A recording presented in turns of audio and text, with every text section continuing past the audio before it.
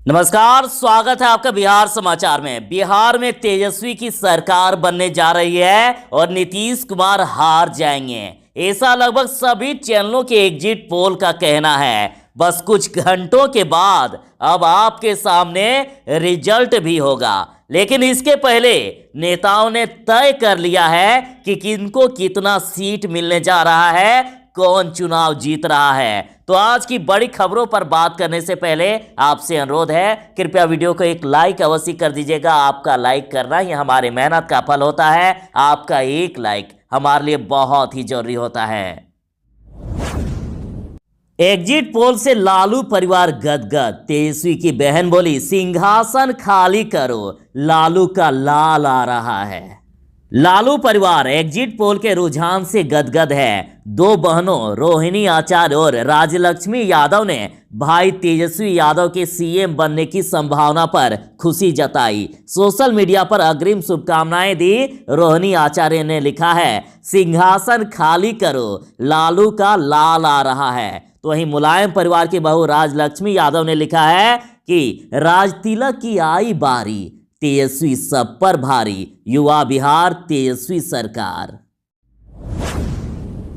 नंद किशोर यादव का कहना है कि एग्जिट पोल से न घबराते हैं न इतराते हैं। पथ निर्माण मंत्री एवं भाजपा के वरिष्ठ नेता नंद किशोर यादव ने कहा है कि सर्वे करने वाली कंपनियों का काम है सर्वे करना और उसी के माध्यम से हार जीत आकलन करना, और कहा है हमें एग्जिट पोल से भी अधिक बिहार की जनता पर भरोसा है। 2015 के चुनाव में भी एग्जिट पोल ने हमें हरा दिया था, लेकिन नतीजा आपके सामने है। और कहा 2019 के एग्जिट पोल में भी बताया गया था कि एनडीए भारी बहुमत मिल रहा है, लेकिन एनडीए ने प्रचंड बहुमत प्राप्त किया। विपक्षी दलों को अभी ज्यादा खुश होने की जरूरत नहीं है, ज्यादातर एग्जिट पोल गलत ही साबित हो रहे हैं। दीपांकर जी ने ऐलान कर दिया कि नए युग में प्रवेश कर रहा है बिहार। तो माले महासचिव दीपांकर भट्टाचार्य ने कहा है, चुनाव में महागठबंधन की जीत बिहार की जनता की जीत है। लोगों के आक्रोश का विस्फोट हुआ है, जो महागठबंधन की जीत के रूप में फलीभूत हुआ है। दीपांकर जी का कहना है कि महागठबंधन को स्पष्ट बहुमत आएगा। सर्वे में जितनी सीटें दी गई है उससे ज्यादा सीटें महागठबंधन को मिलेगी। और कहा है कि शिक्षक कर्मी, प्रवासी मजदूर, आशा कार्यकर्ता, आंगनबाड़ी सेविका, सहायिका, सब लोगों ने एकजुट होकर बिहार को नए दौर में ले जाने के लिए वोट किया है। तेजस्वी को लालू प्रसाद ने दी बधाई और कहा, गिफ्ट बिहार की जनता 10 नवंबर को देगी। 9 नवंबर को तेजस्वी यादव का जन्मदिन है और 10 नवंबर को बिहार चुनाव की मतगणना होनी है। तो लालू प्रसाद ने बेटी तेजस्वी को फोन करके बधाई दी और कहा कि जनता उन्हें 10 नवंबर को तोहफा दे देगी। लालू प्रसाद ने अपने बेटे तेजस्वी से फोन पर बात करते हुए कहा कि यह जन्मदिन खास होने वाला है। आज जन्मदिन में राज्य की जनता बधाई देगी और चुनावी मतगणना के बाद सभी को तोहफा मिल जाएगा। और उन्होंने जनता के साथ मिलकर जन्मदिन मनाने का निर्देश दिया। एग्जिट पोल के अनुसार तेजस्वी यादव बिहार के मुख्यमंत्री बने हुए दिख रहे हैं। तो राजद सुप्रीमो के साथ साथ पूरे राजद परिवार को उम्मीद है कि एग्जिट पोल के अनुमान की तरह 10 नवंबर को मतगणना के परिणाम आएंगे और तेजस्वी यादव का राज्याभिषेक होगा। 10 नवंबर को 38 जिलों में किस विधानसभा का रिजल्ट सबसे पहले और किसका सबसे बाद में आएगा, चलिए जानते हैं। मंगलवार सुबह 8 बजे से मतगणना शुरू होगी, जिसके नतीजे देर शाम तक आएंगे। और इस बार पूरे बिहार में 55 मतगणना केंद्र बनाए गए हैं, तो अतः नतीजे आने में देरी हो सकती है। पटना जिले में कुल 14 विधानसभा हैं और इनमें बनाए गए बूथों की संख्या के आधार पर अंतिम नतीजे देर रात तक या अगली तारीख को आ सकते हैं। और यहाँ सबसे पहले फतुहा का रिजल्ट शाम 5 बजे के बाद आएगा। पालीगंज, मोकामा, बाढ़ का रिजल्ट शाम 6 बजे के बाद, दानापुर, पटना साहिब का रिजल्ट रात 9 बजे के बाद, बांकीपुर का रात 10 बजे के बाद, कुम्हरा का रात 12 बजे के बाद, सबसे अंत में दीघा का रिजल्ट रात 1 बजे के बाद आएगा। गया जिले में कुल 10 विधानसभा क्षेत्र है, तो यहां सबसे पहले गया का रिजल्ट शाम 6 बजे के बाद, सबसे अंत में वजीरगंज का रिजल्ट रात 8 बजे के बाद। भागलपुर में 7 विधानसभा क्षेत्र हैं, तो यहाँ सबसे पहले वीरपुर का रिजल्ट शाम 5 बजे के बाद, सबसे अंत में भागलपुर का रिजल्ट रात 8 बजे के बाद। मुजफ्फरपुर में 11 विधानसभा क्षेत्र हैं, तो सबसे पहले सकरा का रिजल्ट शाम 5 बजे के बाद, सबसे अंत में मुजफ्फरपुर का रिजल्ट शाम 7 बजे के बाद। अब कुछ अन्य भी देखिए तो अरवल का शाम 5 बजे के बाद, शेखपुरा का 4 से 5 के बीच, शिवहर का 6 बजे के बाद, लखीसराय का 8 से 9 बजे के बीच, पश्चिमी चंपारण का 5 से 7 बजे के बीच, पूर्वी चंपारण का 5 से 7 के बीच, सीतामढ़ी का 5 से 7 के बीच, मधुबनी का 6 से 7 के बीच, सुपौल का 6 से 7 के बीच, अररिया का 5 से 7 के बीच, बेगूसराय का 5 बजे के बाद, जिसमें से खास बेगूसराय की बात करें तो 9 बजे के बाद। और ज़्यादा डिटेल्स के लिए वीडियो का डिस्क्रिप्शन चेक करें। राजद ने घोषणा की है कि 2/3 बहुमत से बनेगी सरकार। तो राजद के प्रदेश महासचिव भाई अरुण कुमार और अत्यंत पिछड़ा प्रकोष्ठ के प्रवक्ता उपेंद्र कुमार चंद्रवंशी ने कहा है कि पूरे बिहार में इस बार बदलाव के लिए मतदान किया है। दोनों ने कहा है कि बिहार में महागठबंधन की सरकार 2/3 बहुमत के साथ बनने जा रही है। राजद नेताओं ने कहा कि 10 नवंबर को कुशासन से मुक्ति दिवस के रूप में बिहार मनाएगा। जदयू बोली कि एग्जिट पोल में यकीन नहीं, जनादेश का करेंगे सम्मान। बिहार विधानसभा चुनाव को लेकर ज्यादातर एग्जिट पोल में तेजस्वी यादव के नेतृत्व में महागठबंधन को बढ़त मिलती दिख रही है।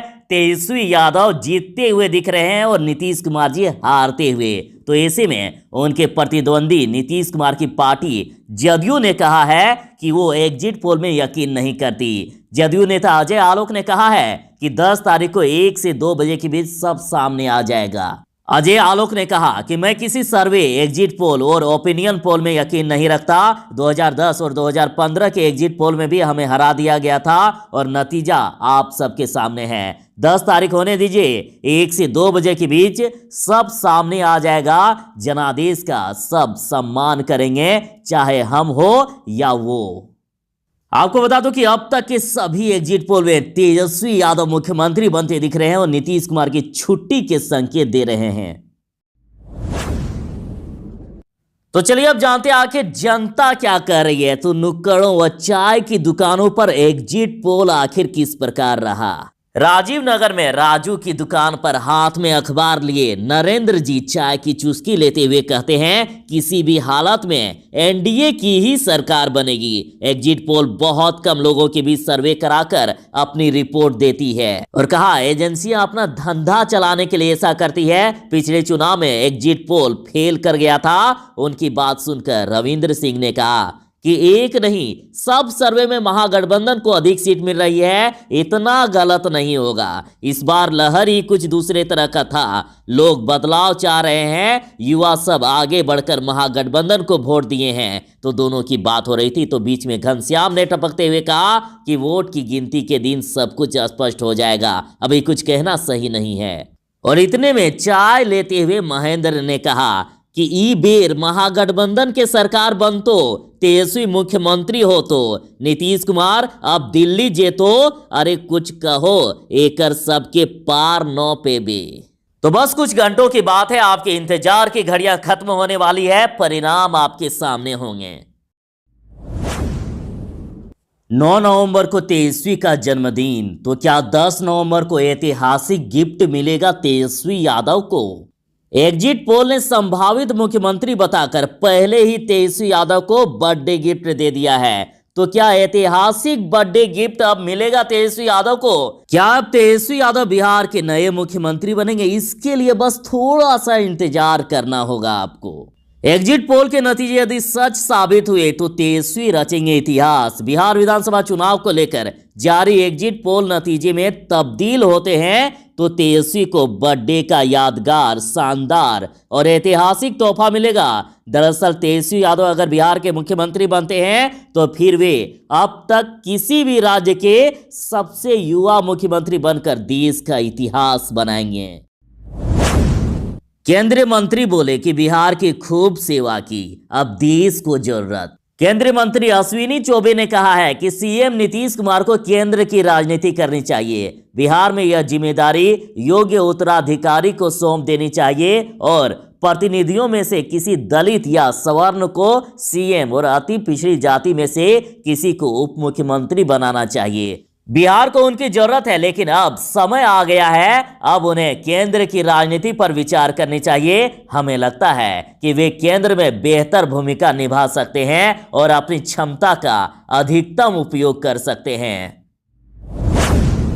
दिव्यांग छात्रों को स्कूल जाने के लिए मिलेंगे 300 रुपए। तो सूबे में दिव्यांग छात्रों को स्कूल आने जाने के लिए हर महीने 300 रुपए मदद के तौर पर दी जाएगी। इस राशि से दिव्यांग छात्रों को न सिर्फ सुविधा होगी, बल्कि वह नियमित रूप से स्कूल भी आ पाएंगे। और ये सुविधा छात्रों को कोरोना खत्म होने के बाद जब स्कूल खुलेंगे उसके बाद से मिलनी शुरू हो जाएगी।